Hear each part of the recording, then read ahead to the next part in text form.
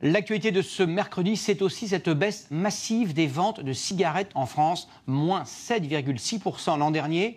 Pour la première fois, une étude de l'Observatoire français des drogues fait un lien entre cette baisse et la mise sur le marché de cigarettes électroniques. L'une va-t-elle se substituer à l'autre? Est-ce la fin du tabagisme au sens traditionnel du terme? Élément de réponse avec Gwenaël Bellec et Lionel Audibert.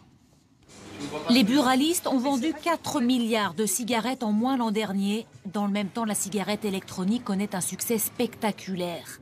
Plus de 8 millions de Français l'auraient essayé, entre 1 et 2 millions l'utiliseraient quotidiennement. J'étais gros fumeur. J'ai commencé à vapoter il y a à peu près 1 an maintenant, jour pour jour. Et franchement, je me sens mieux. Je fume encore une cigarette festive tous les semaines ou tous les 2 semaines. Deux paquets de cigarettes que je fumais, je n'en fumais plus qu'un seul, quoi. Mais faut-il se méfier de cette cigarette électronique? Ce pneumologue la conseille à tous ses patients fumeurs. Les risques du tabac, c'est 1 chance sur 2 d'en mourir. Le risque de la cigarette électronique est nul. Le tabac, c'est l'autoroute à contresens à toute vitesse. La cigarette électronique, c'est rouler à 135 ou 140 sur l'autoroute. Il n'y a pas de particules solides, il n'y a pas de cancérogènes, il n'y a pas de monoxyde de carbone, c'est beaucoup moins irritant et probablement moins addictif.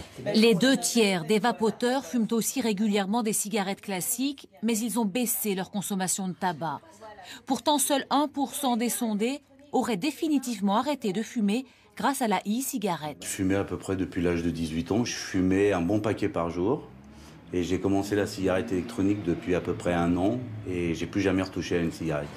Avec cette cigarette électronique, la baisse des ventes de tabac devrait se poursuivre. L'objectif du plan cancer du gouvernement est aussi de passer de 33% de fumeurs à 22% d'ici 5 ans, soit le niveau de la Finlande ou de la Grande-Bretagne.